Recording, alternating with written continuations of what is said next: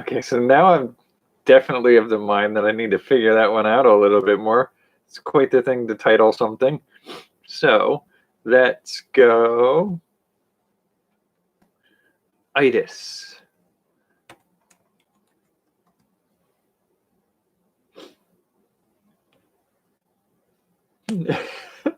Forming names of inflammatory diseases.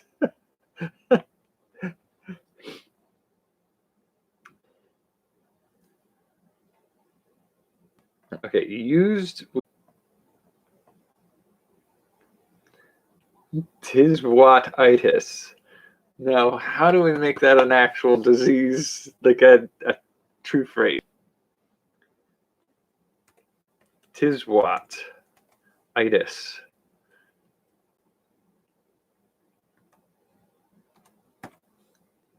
So, tis what itis. Tis what would be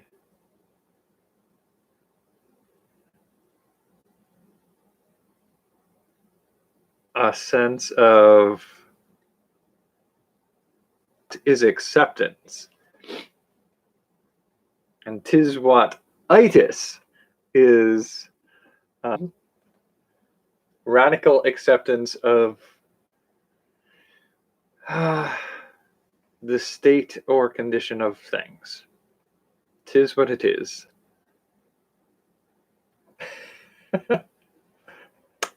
Tis what itis. Okay. Sorry. I need something to play with. My brain is just fried. I can't tell you how frustrating today was. I do a lot of tending to the food section of the employers, and there's only so much I as one person can do, so I expect that my coworkers are doing a certain amount themselves. It turns out they're not really, because was a lot of reclaiming damaged goods. And it's crushing to see all that go to waste. Shopping cart after shopping cart. 3 shopping carts worth of stuff to the boss for damaging out. You could just see that's just destroying her too. And I was just like, it was most of my day when I wasn't handling individual customers, which is a fair amount of my day too. So it was just a unhappy day. It is what it is, though.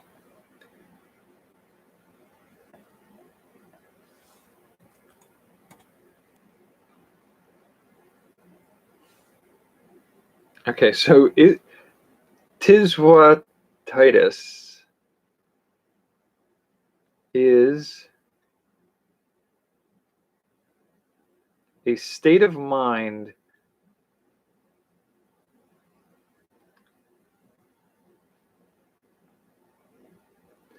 tis what itis. So I guess what I'm going with is tis what itis, pathological radical acceptance.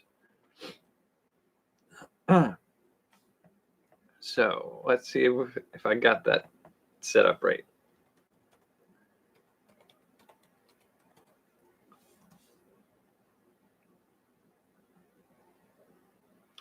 Pathology is involving, caused by, or of the nature of a physical or mental disease.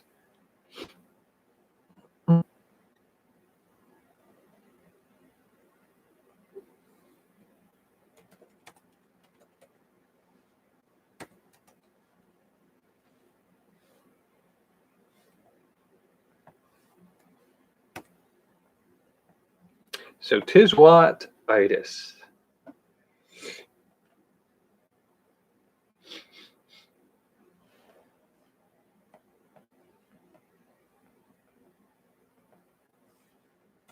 Radical. Relating to or affecting the fundamental nature of something. Far-reaching or thorough. So radical. And acceptance. The action of consenting to receive or undertake something offered. Yeah, I guess that really works as a coined term. Tis what itis. So now we've made that little gem to share with the world. Um, and it's a completely squandered moment of existence that achieves nothing of value or interest. Tis what it is.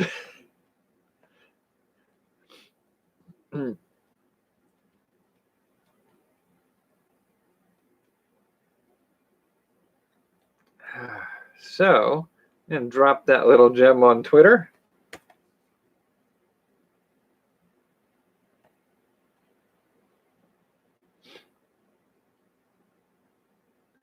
And play with the implications of that some other time.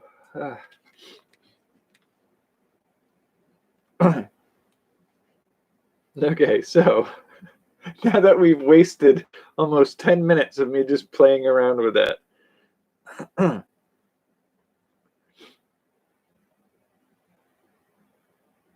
What else are we going to do to waste some time tonight? Because I'm not doing anything planned tonight. I'm not doing any more plans. I'm sick of my plans getting disrupted. Okay, so things that I've been playing with or working on in the last few days. I'm revamping some of my setup for Runtable Foods. My card game that I made years ago, I had made a printable playing deck and play tested it with a bunch of people. I can't find my play deck anywhere. But the original plan was you have the base game that has, I think it's 78 cards. I should probably do the count here. Let's see, we've got 5, 2, 3, 4, 5.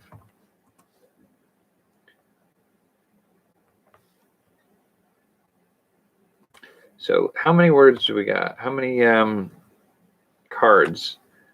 2, 3, 4, 5. So I'm building up this list of, I didn't organize it particularly well, the cards that are involved. 1, 2, 3, 4, 5. I believe I have 75 cards. It might be 78. Let's give this a go and find out for sure. I might swap out that one for another one. So mark that one as, I did make a few changes as I went through it to determine what made the most sense going forward. Because I will tell you here, 1, 2, 3, 4, 5. One of the things that I was working on was originally the idea for the game. And then that should be 1, 2, 3, 4, 5.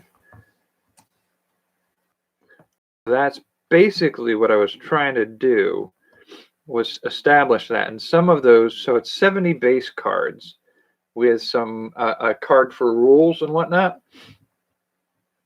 The thing to keep in mind with this game is you have the base set of 70 some odd cards, and those cards are enough for 5 players to do a complete game through, a long-term game. There are different types of games that you can play in this type of game that I built, Runtable Foods. And each of the cards is a different food item. I used Google images to grab some sort of stock image fruit and vegetables and whatnot. And I built my cards around those. So to make a playable, purchasable game, I need to do stock photography.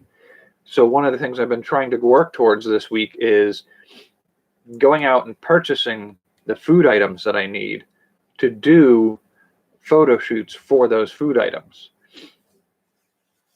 And then set up a photographic area to take those shots.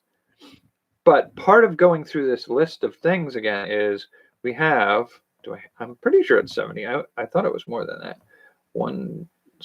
5, 10, 15, 20, 25, 30, 35, 40, 45, 50, 55, 60, 65, 70. Yep. 70 cards. So you have your base set of cards. And because it was such a challenge to eliminate and pick only certain cards, I was thinking that maybe I could make expansion decks at a later point. And the more I played with it, because the whole game is called Runcible Foods, A Game in Bad Taste, and it's a sort of wordplay about the fact that the game is a game about food combinations that create terrible tastes. It's bad tastes. So it's really just wordplay as the name of the deck comes into play. But the bonus packs of cards, according to the manufacturer of cards on the company that can let me sell them, they have the option of doing sets of cards in a certain number. So a sheet of cards is, I think it's 18 cards. 18 cards per sheet. Something like that. So looking at that, the bonus card decks that I want to make for this should be about 18 cards in size. Now, each of those bonus card decks may include a card with rules and an explanation, but they should all cheeses, because it's food themed, cheeses and spices. And so the joke on that is, and sauces. So for cheeses, let's get cheesy. For spices, let's spice things up. And then let's get saucy were the three names that I had come up for decks. I hadn't really partitioned out anything into those decks just yet. But last night I was playing around with some of that too. I pulled some of the ones I had in the base deck out. So I had feta cheese, cheddar cheese, and Parmesan cheese in there, but I figured they were better fit for fleshing out the Let's Get Cheesy deck. And so I expanded to also include some of the other things that I pulled out, like the walnuts, almonds, and coconuts. Let's Go Nuts should be a deck. And so it's going to be a base deck of, I think, 70 cards. I feel like that's not the right number. I'll have to go back and check. But the base deck and then multiple bonus decks allow you to expand the number of players you can have in a game, or expand playtime for longer running games with more people.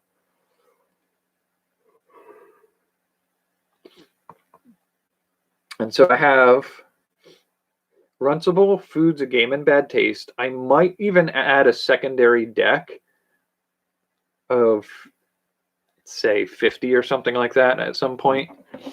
But Runcible Foods, A Game in Bad Taste, and then Runcible Foods, Let's Go Nuts, Runcible Foods, Let's Get Cheesy, Let's Get Seedy, Let's Get Fruity, Let's Spice Things Up,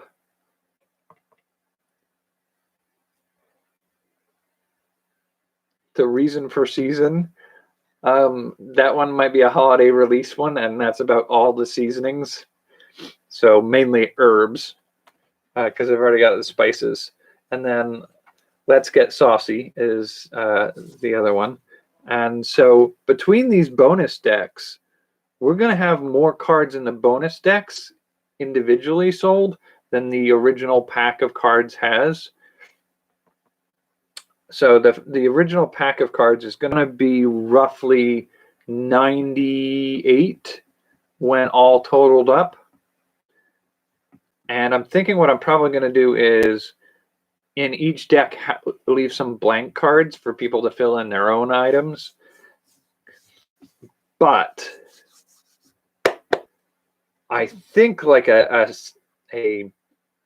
side dish deck that I could do would be to take the 70 cards up to 100, so that if you had the main deck and the side dish deck, it would be 100. If you had the main deck, it would be 70.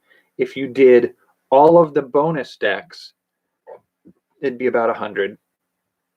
And if you did all the bonus decks and the side dish deck, it would be 100. But part of that artwork is literally, I'm just going to do some photography and use some effects to alter the images once I do that. So I need to get pictures of alfalfa and apples and artichokes and asparagus and avocados and baked beans and bananas and beets and blueberries and broccoli, and basically make a sort of little booth for doing photography of the items, and take those pictures and run them through some filters that make them look more like paintings. And I need to do a special display for the backs of the cards. So that's really just going to be like a generic brand label that you would find like a label on a bottle or a food product, and make a decent picture from that to be the base for the back of the cards. And then the front of the cards, I'm debating whether or not I want to do like I'll have to test it out and see. I'm going to do some simple setup with, I think, some foam core, and make the base of it look like a countertop, and behind it look like a backsplash. Light it well enough from both sides, and take very kind of Instagram, or what was it? What was the other one that everybody did for a long while? I can't even remember. But basically, Snapchat, was it? Something like that. Take basic shots that you would see somebody do an artsy food shot on their account, and then make that the foundation that I put through. Maybe, nope, right there. So where's the picture of, I ran an image. So I ran this apple picture that was off of Google as a test run. I ran it through some of the filters that I want to try to use to see what kind of effect I can get. And of course, it's not readily available right there. Where is it then? Downloads. And I got that I could use that kind of style and effect to make the artwork for my cards. And if I do that, I'll do it for 70 of those cards, which the more I think about it is like, that seems like an awful lot. Like, I'm going to have to go track down 70 different food items. They're probably going to cost me anywhere between $1 to $3 a piece. We're talking about a large outlay of money just for the base deck. That's a little more than I thought. But it is what it is my phrase right now, I guess. So that's sort of the project I'm playing with right now. And one of the things I'd like to do is I want to do a play test of the different role-playing systems that are out there. I want to give them room for their own play first before I do too much. But I think it would be kind of fun to just test run my setting in the different role-playing game systems that exist out there. So I would basically take what is it, the Dark Eye, and the French Dream of Dragons, or whatever it was, and take those, as well as if I can ever get the translation worked out for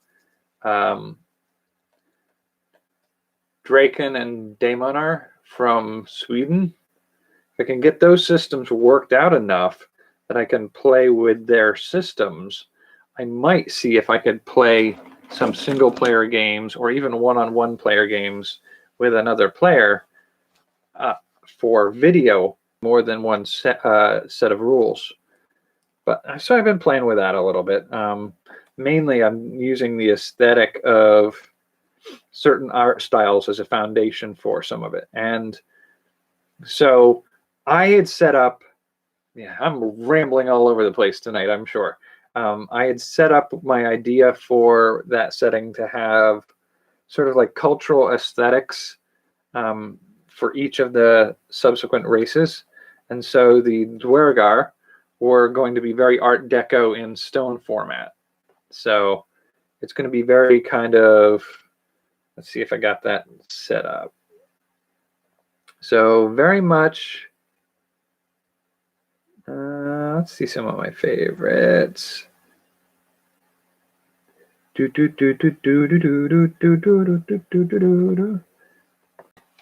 Very similar to something like that. Very deco with a streamlined modern aesthetic to it. And the gnomes were meant to be, but the Andlang Fae, or the elves of the setting, were always meant to be very gothic, vampiric sort of. I want it to be very similar to that sort of thing.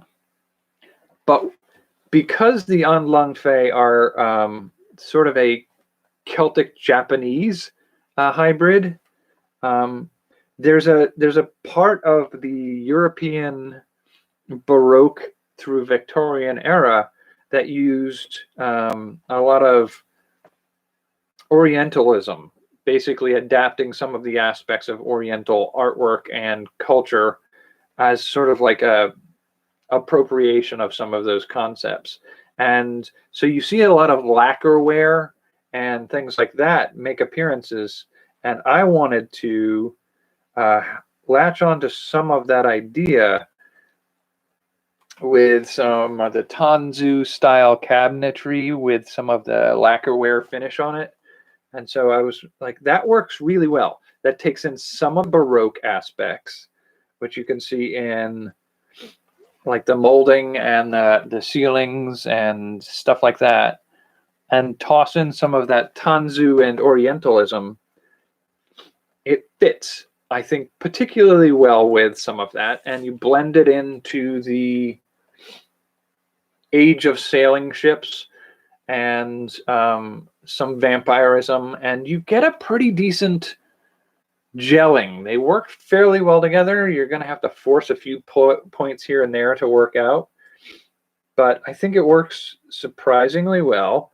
And so I think that's one of those treasured moments when working on a creative project in the background in your head every now and then, is when something, like, you've had the pieces and they've been there and they don't feel quite done, and you just let them marinate for a while, and then one day something just connects, and then it starts to daisy chain into all the other pieces and build a whole cohesive whole. And I love when something really kind of hits that point where it does it on its own. So I've been doing that. So I have the Andlang Fae, the dwarves, some of the gnomish stuff. I will probably dig a little bit more into that. And then the wild races or native populations are the Boreans. And I want to do a little bit more of a specific type of Norse artwork. So I'll pull some of that up here so you can see those styles of artwork. I think are potentially conducive to what I'm doing there, as well as looking at some of the other art styles available to the different races. So you have Deco, Nouveau, and Baroque for the gnomoid races, the humanoids. And humans are going to be Tugaran, which are the dragon-blooded, and the trolls, and the avians, and the Viking art. The trolls might use something along the lines of the tribal art. I might swap those. I do think the Tugarin maybe being more tribal art. Something like that seems to fit for me in that mindset. And then the shapeshifter race, the fetch, their artwork is going to be less detailed, so minimalistic, and it's going to be very impressionistic. So it's going to be very kind of like forms and flow without the detail. And it's a little bit more of an abstract art form, but still abstract expressionism, maybe.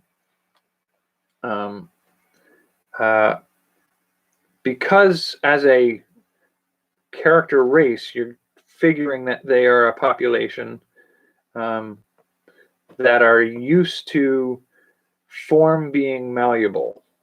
So let's look up abstract expressionism. Yeah, that seems about right. So that's a very kind of, it looks messy, but it's flowing. It's more about the motion of the work and less about the detail.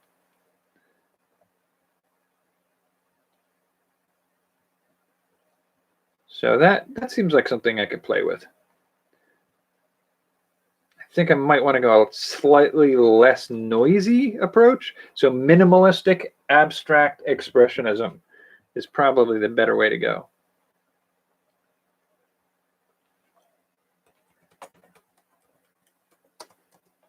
Minimalist abstract expressionism. Oh yeah, that's a little bit more along the lines of, so I found a while back, so the examples they're using here are a lot like a color splotch. So it's just like to imply things. But there's an example I found a while ago of an art form that I was fairly impressed with. Let's just see if we can get out to, where did I hide that file? No, that's documents. I don't want documents.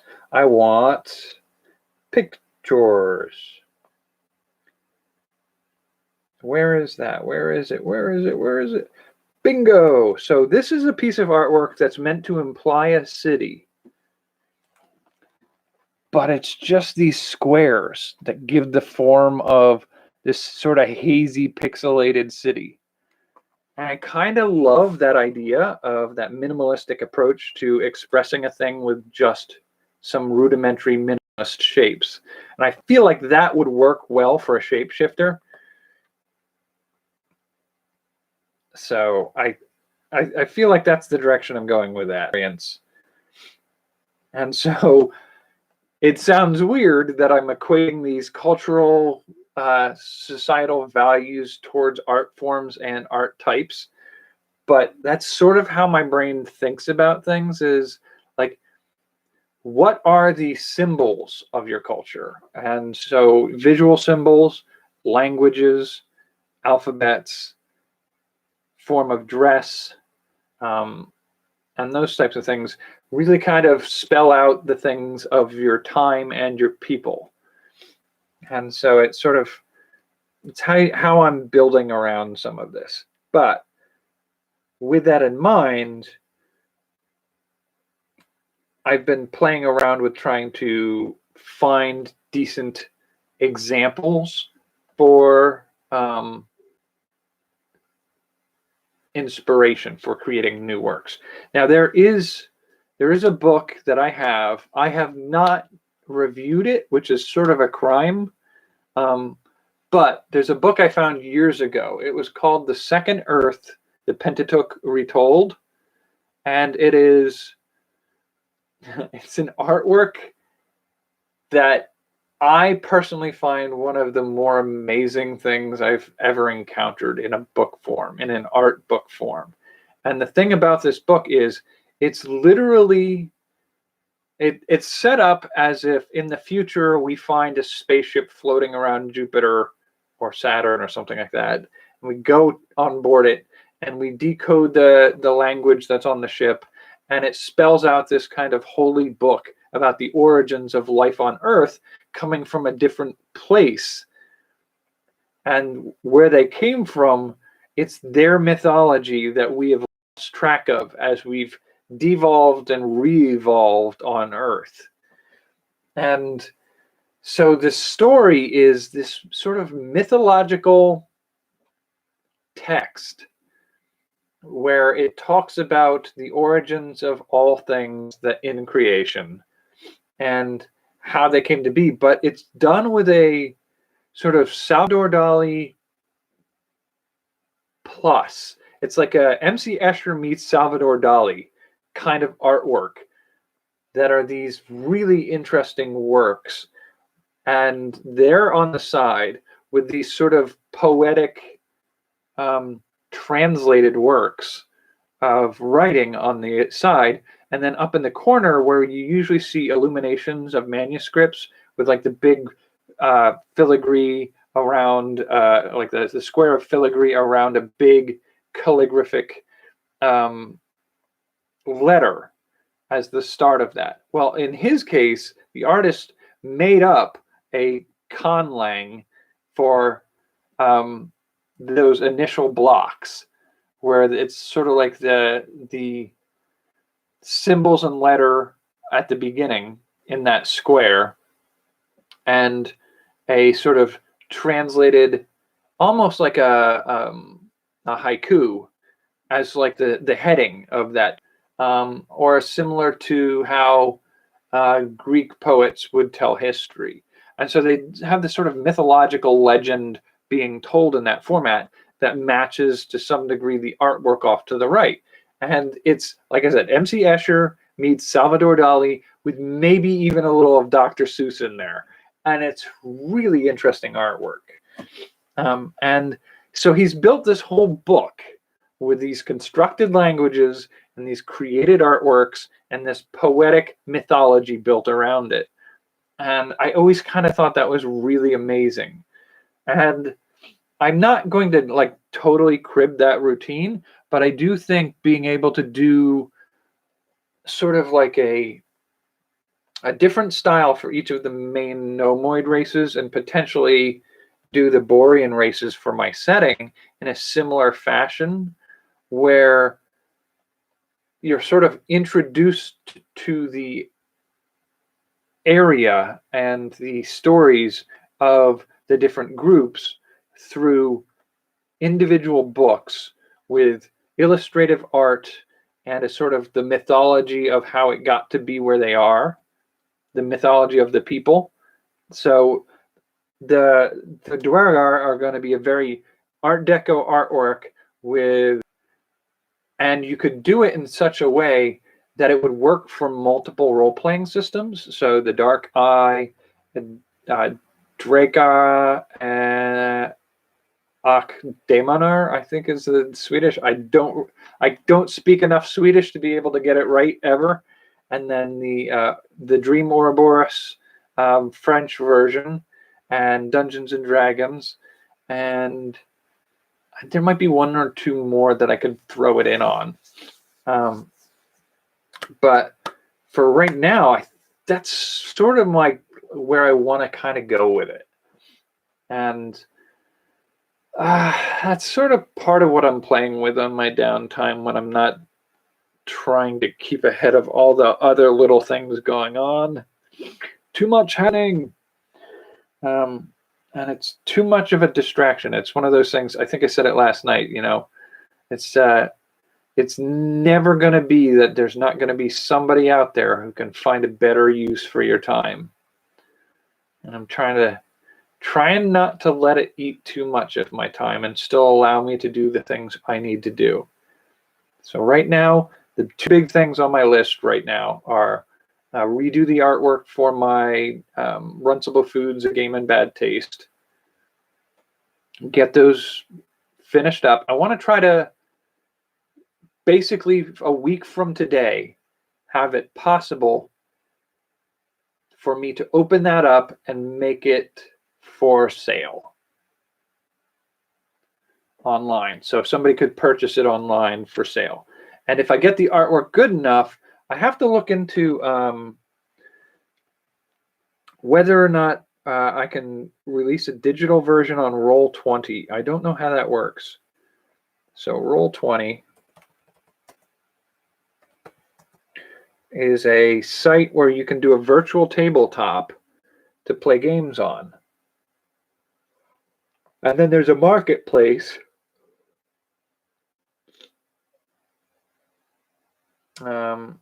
Marketplace. So let's see what the marketplace has to offer. Browse.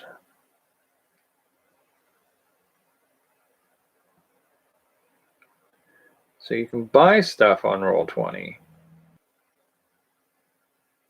So join a game, play now, sign in. Come on, tell me a little bit more about it. Forums, Help Center.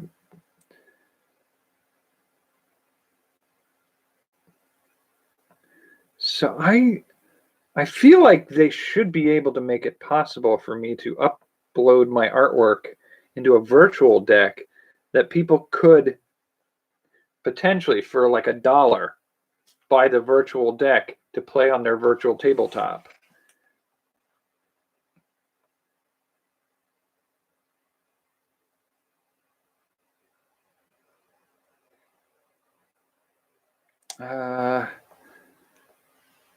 Selling games on Roll20. Let's see if we can find out.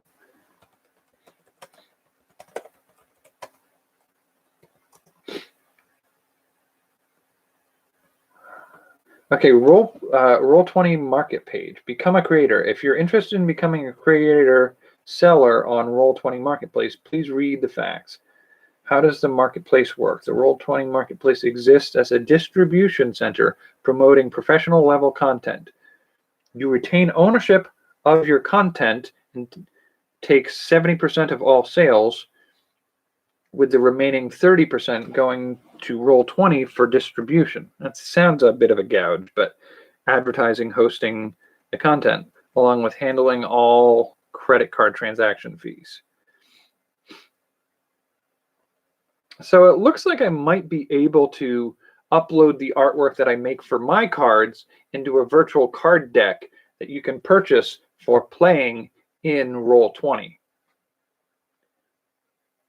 That sounds doable. It'd be worth exploring a little bit, because I do know the company that could print decks that you can order. The cost of the deck shouldn't be too much. I think it's about like $15 for a complete deck of 70 cards, 75 cards or something like that, that anyone could purchase. And they are not currently in facility to produce stuff. And I don't know when that becomes available again.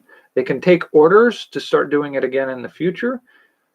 I feel a little bit unsure about the idea of wanting them to open up again so I can sell my game through them being wrong.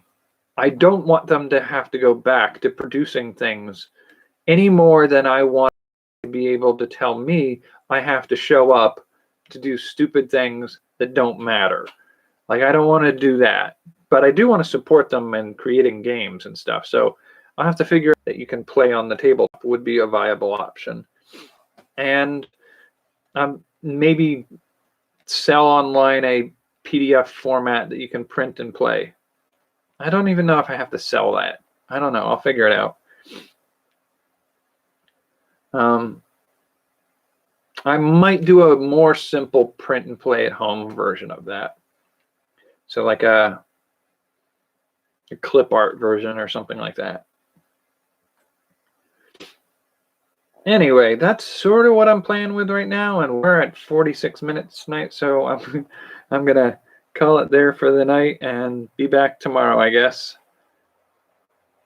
I feel like I'm not gonna get as much done as I want to get done because my time is at a premium and it's not going to where it needs to be as far as I'm concerned. But that's sort of the way things are right now. Hope you're doing well, and I will try to be back in the mood for doing more of this stuff on a regular basis. So until then, I'm going to say take care and have a good night. Stay safe. Wash your hands. Wash your face. Wear a mask. Don't go anywhere you don't have to. All right.